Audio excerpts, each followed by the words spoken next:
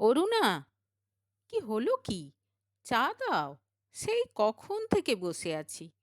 বসার ঘর থেকে চেঁচিয়ে বলল অমিত। আসছি বাবা, আসছি। চায়ের কাপ হাতে আস্তে আস্তে বলল অরুণা। মুখে তার একরাশ বিরক্তি। কোনো রকমে ঠক করে চায়ের কাপটা অমিতের সামনে নামিয়ে দিয়ে চলে গেল সে। ফোন দেখতে দেখতে চায়ের কাপে চুমুক দিল অমিত। এখন প্রায় আধ ঘন্টা বসে বসে ফোন ঘাঁটবে সে। তারপর ধীরে সুস্থে উঠে বাথরুমে যাবে। আর ওদিকে ঘেমে নে রাতের খাবার বানাবে অরুণা। খাবার তৈরি হয়ে গেলে ডাকবে অমিতকে। সে এসে খেয়ে উঠে চলে যাবে। আধ ঘন্টা বাইরের উঠোনে পায়চারি করবে, বন্ধুদের সঙ্গে ফোনে গল্প করবে, তারপর গিয়ে শুয়ে পড়বে। রান্নাঘরের সব কাজ গুছিয়ে নিয়ে আরও 1 ঘন্টা পর ছুটি মিলবে অরুণার। মাঝে মাঝে অমিতের দিকে তাকিয়ে চুপচাপ তাকে পর্যবেক্ষণ করে অরুণা। এই মানুষটা কি সত্যিই তাকে ভালোবাসে? আজকাল খুব সন্দেহ হয় অরুণার। বিয়ের আগে কত মিষ্টি মিষ্টি কথা, কত প্রতিশ্রুতি। বিয়ের মাসখানেকের মধ্যেই সব কিছু ভুলে গেছে অমিত। যখন তারা প্রেম করত তখন কত কেয়ারিং ছিল অমিত। অরুণার একটু কষ্ট হলে যেন বুক ফেটে যেত তার। অথচ এখন অরুণা যে দিন রাত খেটে খেটে মরে যাচ্ছে, সেদিকে কোনো হুঁশ নেই তার। অরুণা কিছুতেই বুঝে পায় না কি করে এত পাল্টে গেল অমিত। অথচ এমন নয় যে অরুণা বাড়িতে বসে থাকে। সেও চাকরি করে, মাইনে পায় অমিতের মতোই। কিন্তু তবু অফিস থেকে ফিরে সমস্ত কাজ তাকেই করতে হয়। অমিত এমন হাবভাব দেখায় যেন তাদের অফিসের মতো অফিসে কাজ করাটাই দুনিয়ার সবচেয়ে কঠিন কাজ। বিয়ের পর প্রথম প্রথম ভালোবাসায় গদগদ অরুণা খুব যত্ন আত্তি করত অমিতের। তাকে কোনো কাজ করতে দিত না। অফিস থেকে ফিরে হাসি মুখে অমিতের পছন্দের খাবার রান্না করত সে। কিন্তু 2 মাস যেতে না যেতেই অরুণা বুঝতে পারল খুব কষ্ট হচ্ছে তার। সকালে বেরোনোর আগে তাদের দুজনের ব্রেকফাস্ট বানিয়ে টুকটাক কাজ গুছিয়ে বেরোতে বেরোতে প্রায় দিনই দেরি হয়ে যায় তার। অর্ধেক দিন খাবার সময়ও পায় না। আবার রাতে ফিরে ডিনার বানিয়ে সব কাজ গুছিয়ে শুতে শুতে প্রায় রাত 11টা, সাড়ে 11টা। অফিসের কাজ নিয়ে যে একটু বসবে, সে আর হয়ই না। তাদের সঙ্গে টাইম ম্যাচ করে না বলে রান্নার একটা লোকও রাখতে পারে না। আচ্ছা, এই যে অফিস থেকে ফিরে বসে বসে চা দিয়ে যাও বলে অর্ডার করো, একটুও লজ্জা হয় না তোমার? আমিও তো অফিস থেকে ফিরেছি, তোমার চেয়ে না হয় আধ ঘন্টা আগে ফিরেছি। এক আধ দিন চাটা নিজে বানিয়ে নিতেও তো পারো। একদিন খুব বিরক্ত হয়ে বলল অরুণা। চা বানানোর মধ্যে কি এমন আছে যে তুমি এরকম ভাবে বলছো? চোখ মুখ কুঁচকে বলল অমিত।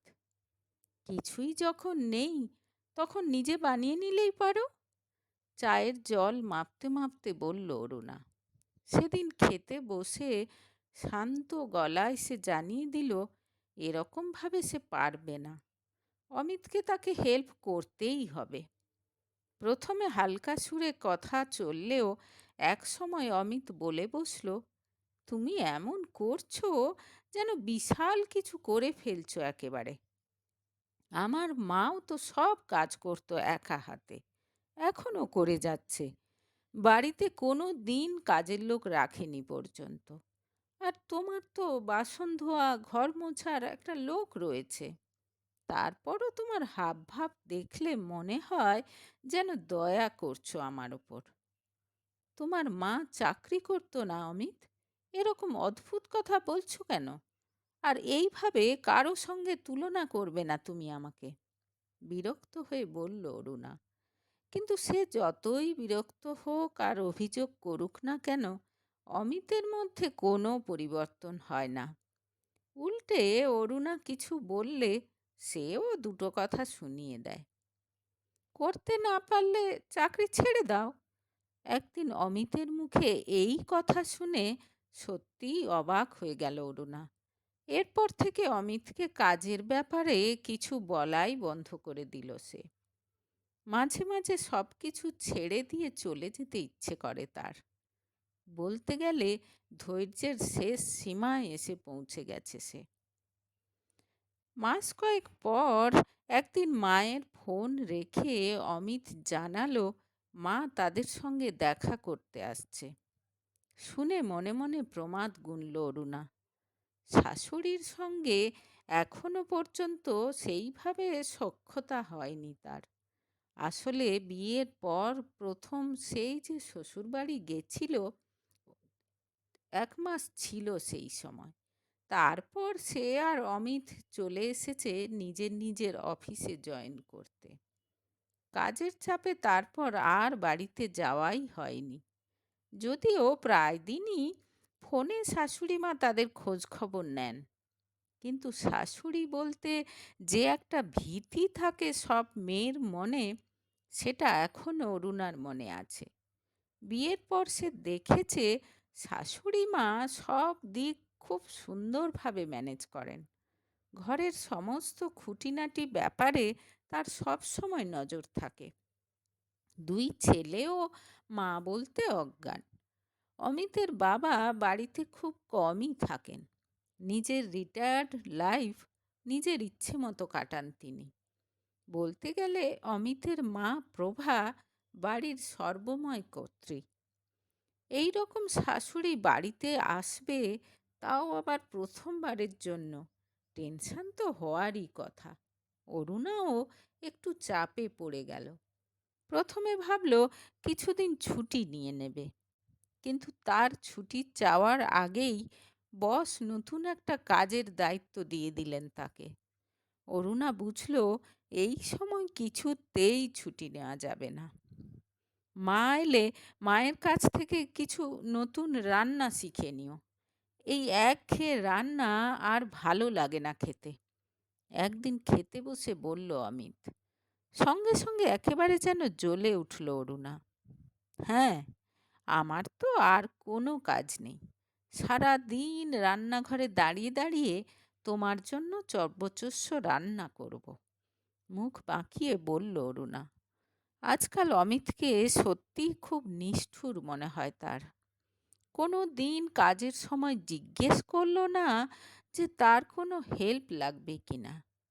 বন্ধু অমৃতার কাছে শুনেছে অরুণা, তাদের বাড়িতে হাজব্যান্ড ওয়াইফের জন্য কাজ ভাগ করা আছে।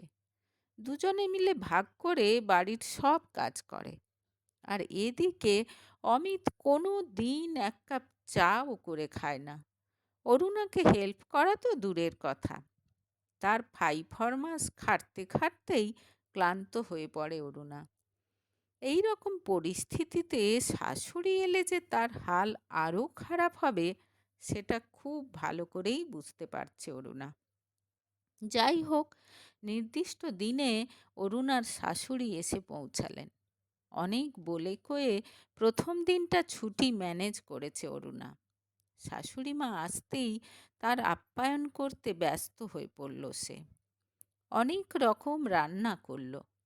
অমিতের মুখে শুনেছে চায়ের নেশা আছে শাশুড়ির, তাই কিছুক্ষণ পর পরই তিনি চা খাবেন কিনা জিজ্ঞেস করতে লাগলো সে।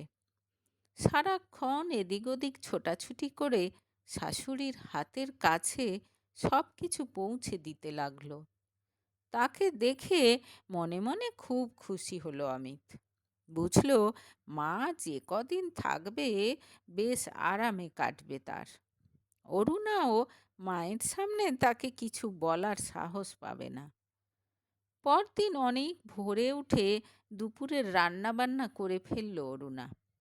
তারপর সবার ব্রেকফাস্ট বানালো। একসাথে খেতে খেতে বলল, মা, আমি আপনার জন্য চা বানিয়ে ফ্লাস্কে ভরে রেখে যাচ্ছি, আপনার ইচ্ছে মতো খাবেন। সন্ধে 7টায় আমি চলে আসব। তারপর রাতের খাবার বানাবো। ঠিক আছে মা, বলে আবার খাওয়ায় মন দিলেন প্রভা। কাল থেকেই অরুণা খুব ভয়ে ভয়ে আছে। তার রান্না কেমন হয়েছে, শাশুড়ি খেতে পারছে কি না কিছু বুঝতে পারছে না সে। কেমন যেন গম্ভীর হয়ে আছেন তিনি আসার পর থেকে। সন্ধেবেলা ফিরেই চা আর পকোড়া বানিয়ে শাশুড়িকে খেতে দিল অরুণা। কিছুক্ষণ পর অমিত এসে চা খেতে চাইতে আবার চা বানিয়ে এনে দিল সে। অন্য দিনের মতোই ফোন ঘাঁটতে ঘাঁটতে চায়ে চুমুক দিল অমিত। বৌমা, কিছু মনে করো না, তুমি কিন্তু চাটা ঠিক বানাতে পারো না, হঠাৎ গম্ভীর গলায় বলে উঠলেন প্রভা। আমিও এটাই বলি, সঙ্গে সঙ্গে মুখ তুলে বলল অমিত। কাঁচুমাচু মুখে শাশুড়ির দিকে তাকিয়ে বসে রইল অরুণা। এই অমিত, তুই তো খুব ভালো চা বানাতে পারতিস, মনে আছে? আমার জন্য মাঝে মাঝে আদা দিয়ে চা বানাতিস, কি যে ভালো হতো। একবার বানিয়ে খাওয়া না বাবা, আবদারের সুরে বললেন প্রভা। অবাক হয়ে মা ছেলের মুখের দিকে তাকিয়ে রইল অরুণা। অমিত চা বানাতো ভেবে অবাক লাগছে তার। আজ পর্যন্ত কোনোদিন তো তাকে বানিয়ে খাওয়ায়নি।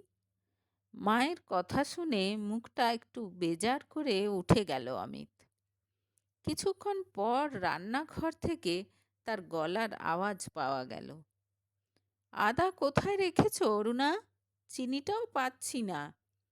সঙ্গে সঙ্গে উঠতে গেল অরুণা, কিন্তু হাত ধরে তাকে বসিয়ে দিলেন প্রভা।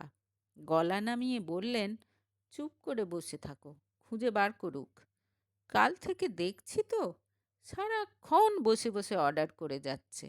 একেবারে বাবার মতো হয়েছে বুঝলে। দাঁড়াও না, আমি ঠিক ওকে শায়েস্তা করছি। আসলে এই কটা বছর তো বাড়ি থেকে বেরিয়ে এসেছে, তাই বুঝতে পারিনি এই হাল হয়েছে। এবার সত্যিই অবাক লাগলো অরুণার। সে তো ভেবেছিল মায়ের প্রশ্রয়ে অমিত এরকম হয়েছে। এখন বুঝতে পারছে একেবারেই তা নয়। খানিকক্ষণ পর চা বানিয়ে নিয়ে এলো অমিত। আহ, প্রাণটা জুড়িয়ে গেল। এই না হলে চা! বাবা, আজ থেকে চাটা তুই বানাস। বৌমার হাতের চা খেয়ে মন ভরে না। মায়ের কথায় শুকনো মুখে ঘাড় নাড়ল অমিত। এর পরদিন রাতে খাওয়ার পর প্রভা বললেন, আমি একটু বাইরে হাঁটতে যাব।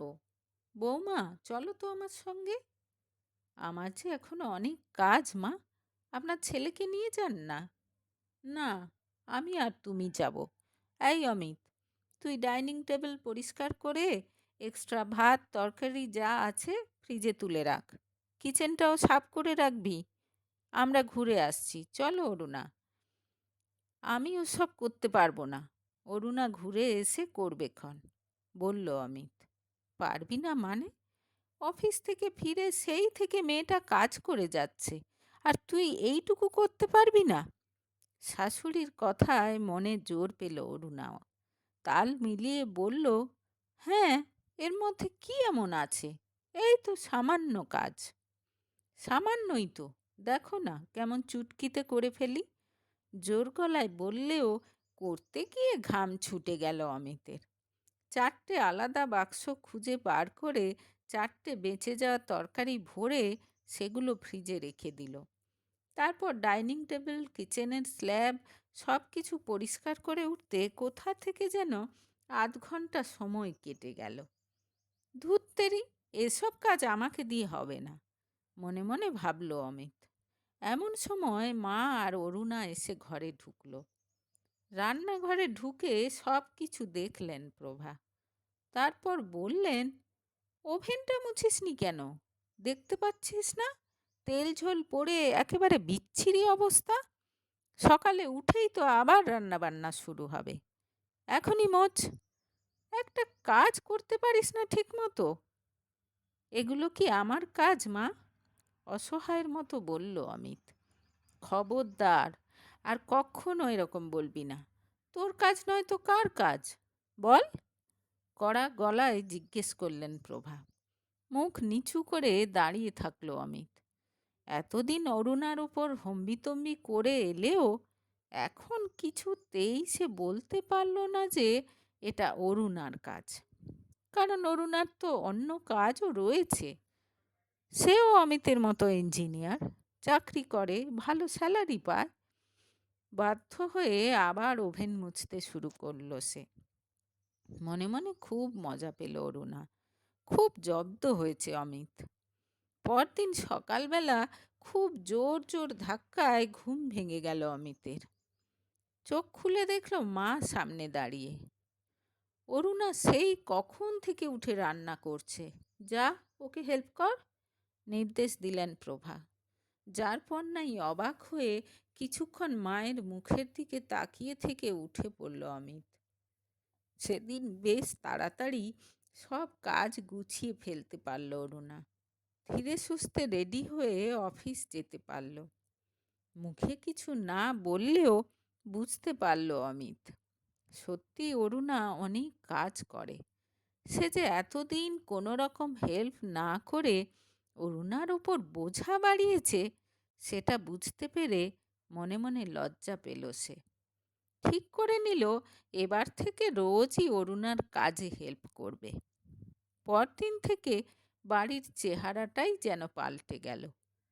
এতদিন পর আবার তার প্রেমিক অমিতকে ফিরে পেল অরুণা, সেই আগের মতো কেয়ারিং।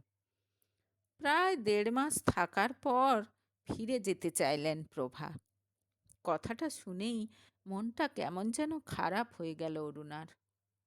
খুব অবাক লাগলো তার।